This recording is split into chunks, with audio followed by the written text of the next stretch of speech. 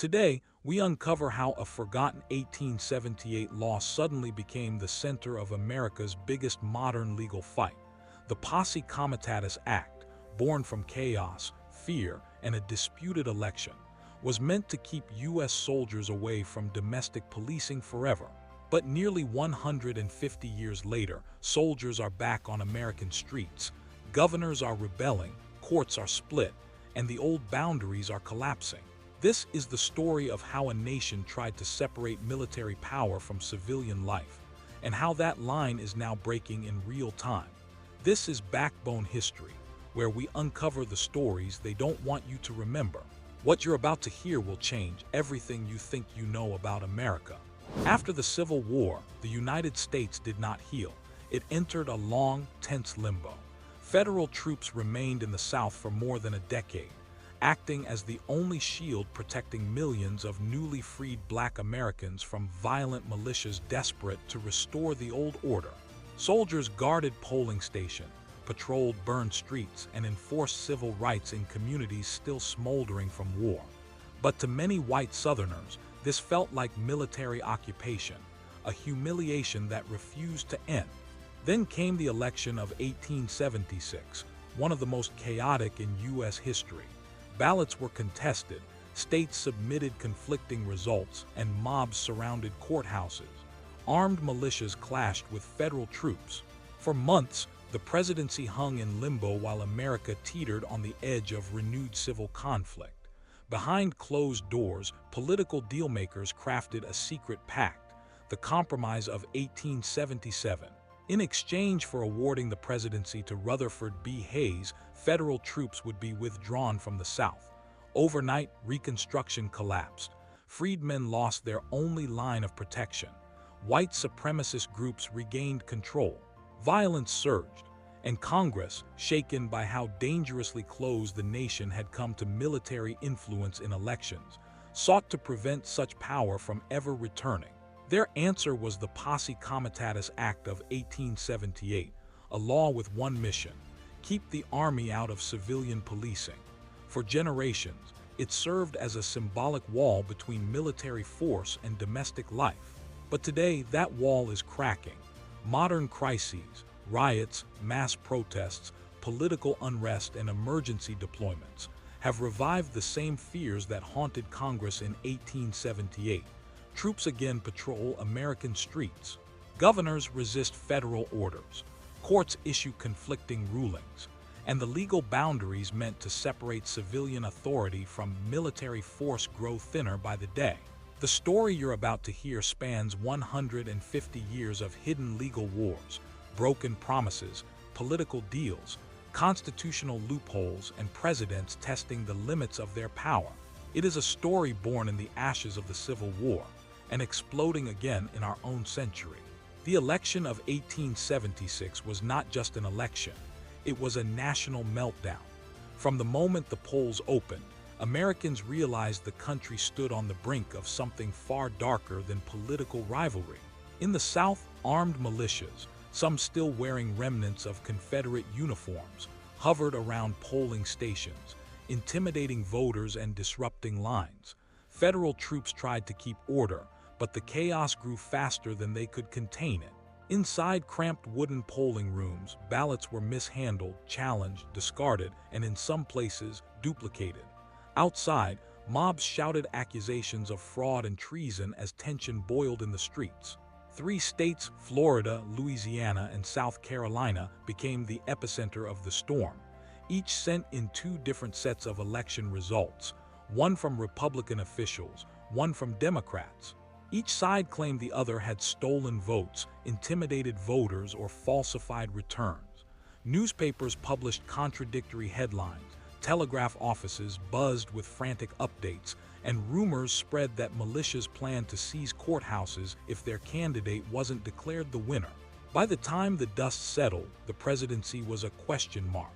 Congress had no clear constitutional procedure for handling dueling electoral votes. Terrified crowds gathered in Washington, fearing the country might plunge back into civil conflict. Some urged President Grant to declare martial law.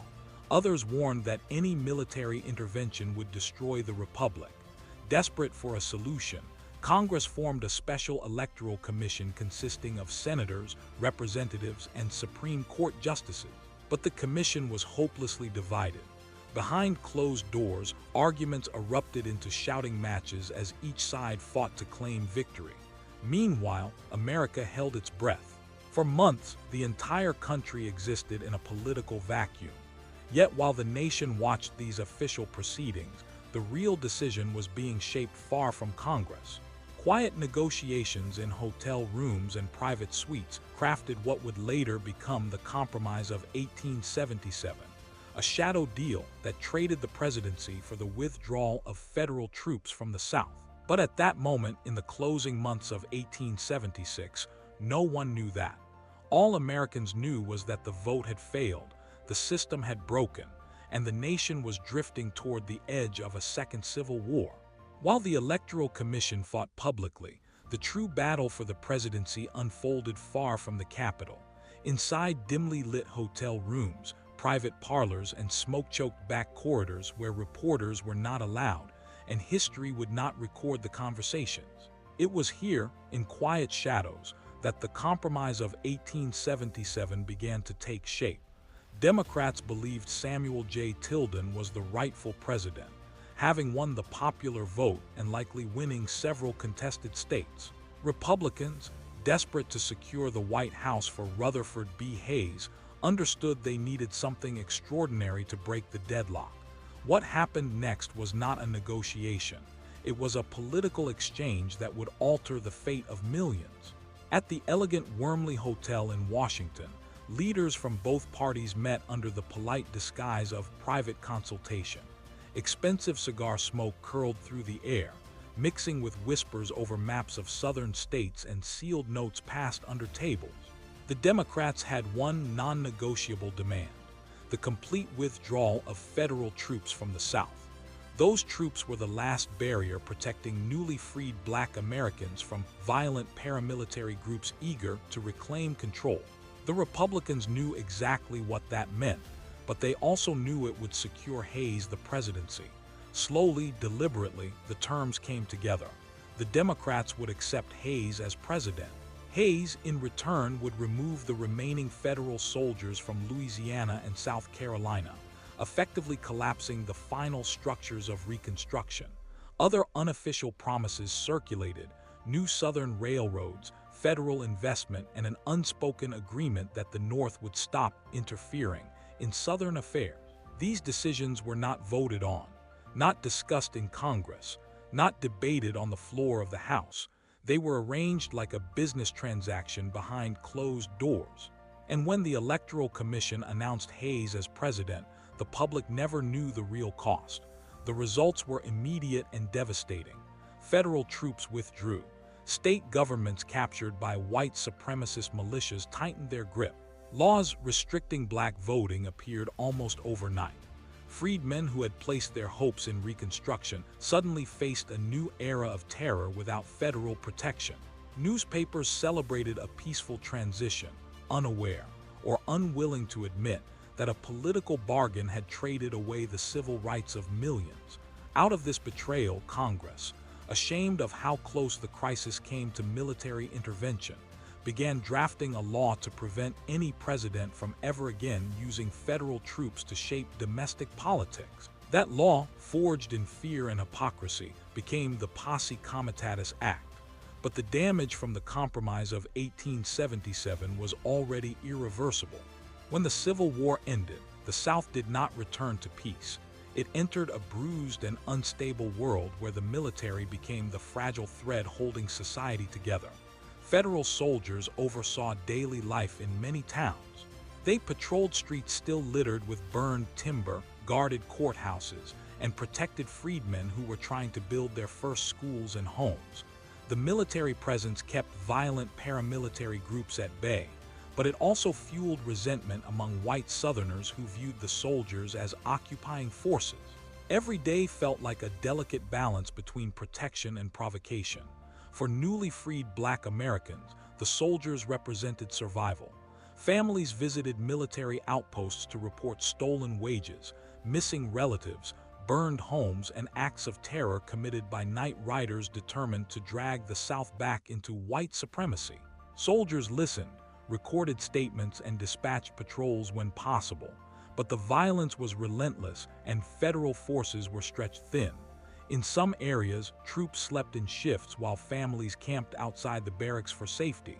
Meanwhile, white supremacist militias, such as the Red Shirts and White League, rode through towns armed with rifles and torches, threatening anyone who attempted to vote, organize, or claim basic rights. Reconstruction became a race against time. Could the military help reshape the South before Washington's political will ran out?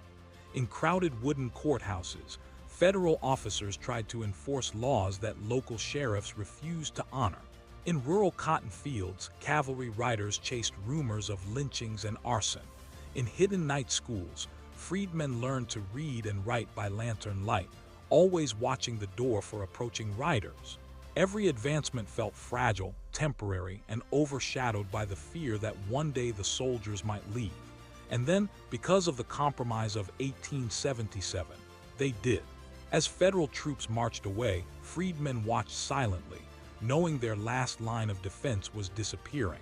Without military protection, violence surged almost immediately. Voters were threatened or beaten, schools were burned, and political power shifted rapidly back into the hands of those who had once enslaved them. Life under military rule had been tense, imperfect, often dangerous, but without it, the South plunged into a darkness that would last for nearly a century.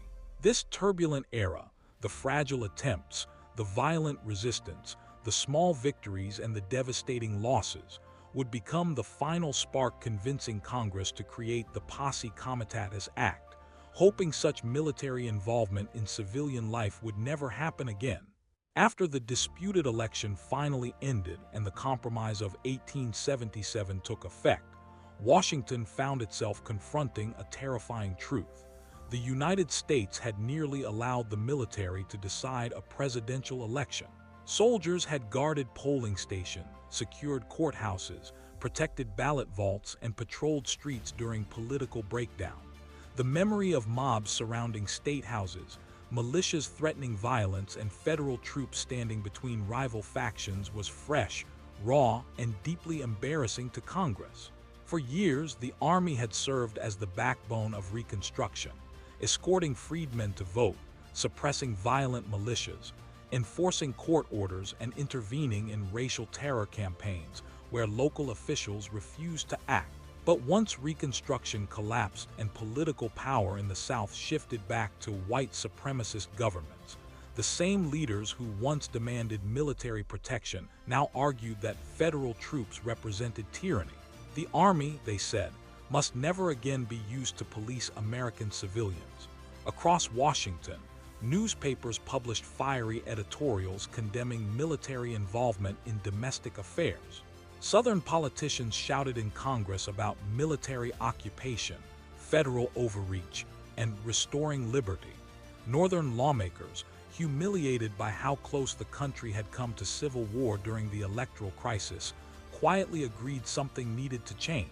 So in 1878, Congress drafted a new law, a strange Latin phrase that few Americans understood, the Posse Comitatus Act. Its purpose was simple on the surface: stop the Army from acting as domestic police. But beneath the simplicity lay fear, regret, and political calculation. Debates were intense. Some argued that the Army should never again perform arrests, seize property, suppress protests, or enforce local laws. Others insisted exceptions were necessary for insurrections, riots, or federal court orders. The final law balanced these pressures by building a strong legal barrier between military and civilian power, while still leaving small loopholes for emergencies. President Rutherford B. Hayes, whose presidency existed only because of a secret political deal, signed the act reluctantly. Across the nation, newspapers celebrated the return of civil governance. Southern leaders saw it as the final burial of Reconstruction. Freedmen, however, saw the writing on the wall. Without federal troops to intervene, states would suppress their rights with no fear of federal response. the Posse Comitatus Act became a symbol, one part legal restraint, one part political apology, and one part historical bandage. Born from crisis, shaped by betrayal, and destined to influence every future conflict between presidents, states, and the military, it would define the boundaries of American power for nearly a century and a half. But loopholes, exceptions, and emergency powers were hidden within it, and those would one day be tested again. For nearly 150 years, the Posse Comitatus Act stood as the invisible wall separating American military power from everyday civilian life. It was a promise forged from the chaos of Reconstruction, a guarantee that the federal government would never again use soldiers to control U.S. citizens. But as modern crises multiplied, the boundaries Congress once believed were iron began to bend, crack, and blur. The first fractures appeared quietly. Governors requested federal troops during riots, disasters, or border conflicts. Presidents invoked emergency powers to deploy the National Guard for domestic missions. Court rulings shifted back and forth, each carving new exceptions into what once seemed unbreakable law. Over time, enforcement of the act depended less on principle and more on politics. Then came a new era, one marked by massive civil unrest, rising extremism, election paranoia, and viral social media fueling panic in real time. Streets filled with protesters, state borders hardened with armed groups. Rumors of fraud or treason could mobilize thousands overnight. The military, once kept at a careful distance, was suddenly at the center of national debates again. Governors began defying federal orders. States deployed their own military forces independent of Washington. Judges issued conflicting rulings within days of each other. Crowds demanded troops be deployed, while others warned that military presence would destroy democracy. The very crisis the authors of the Posse Comitatus Act feared, a moment when Americans would look to the military to resolve political disputes, had arrived again. The old law, written in ink and caution, was not prepared for drones, armored vehicles, social media intelligence, border conflicts, cyber attacks, or massive disinformation campaigns. And while presidents insisted that their deployments were legal under emergency statutes, critics argued the act had become nothing more than a historical artifact, broken by decades of exceptions. As military vehicles rolled through modern American streets, flashing lights reflecting off skyscrapers and smartphone screens, the parallel with Reconstruction became impossible to ignore. The same tension returned. Who controls the military? Who controls the states? And when civilian order collapses, who steps in? The people, the government, or the army? Today, America faces the same question Congress struggled with in 1878. Can a democracy survive when military force becomes part of domestic politics? The Posse Comitatus Act was meant to prevent that moment, but the moment has come anyway.